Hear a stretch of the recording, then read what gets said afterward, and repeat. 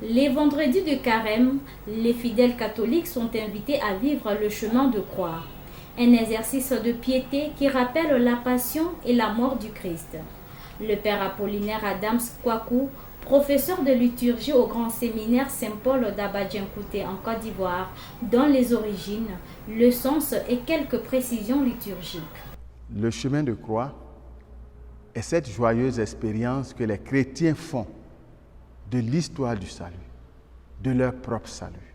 C'est-à-dire la croix au cœur de leur vie. La croix non comme signe de souffrance, mais comme signe de victoire. Et de manière particulière, en ce temps de carême, faire le chemin de croix, c'est marcher dans les pas du Christ qui a offert sa vie pour le salut du genre humain, pour le salut de l'humanité, pour le salut de chaque individu aimé et dont le cœur de Dieu bat pour lui.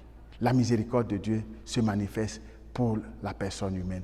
Donc le chemin de croix devient cette expérience que le chrétien fait de son humilité pour pouvoir épouser l'humilité de Dieu, de sa simplicité, du dépouillement qui fait partie de la vie chrétienne en vue de la conversion.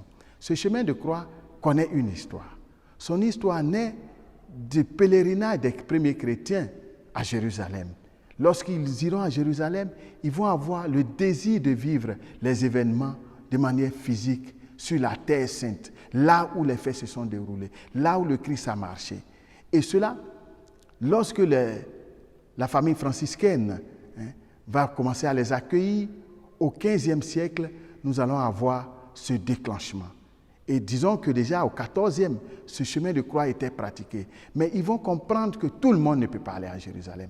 Et comme tout le monde ne va pas à Jérusalem, on se souvient de la parole de l'évangile de Saint Jean qui rappelle que là où le cœur de l'homme s'ouvre à la dimension pour accueillir Dieu, Dieu se fait présence dans sa vie. Donc Jérusalem, c'est là où nous vivons, là où nous accueillons Dieu. Alors, ce chemin de croix va se faire dans cette pratique, comme ils ont inventé aussi la crèche, pour que le Christ qui naît puisse être accueilli dans chaque maison. Ce chemin de croix-là, donc, va prendre la forme pour se diffuser partout dans la pratique de l'Église.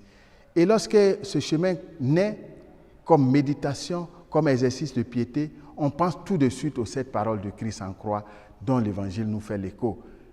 La soif du Christ, qui est la soif de l'humanité qu'il veut sauver. Le cri d'abandon du Christ, qui est l'abandon de l'homme qui ne reconnaît pas son sauveur. La mère qu'il indique comme une maternité nouvelle qui donne le salut au monde à la place de Ève qui a trahi, et ainsi de suite.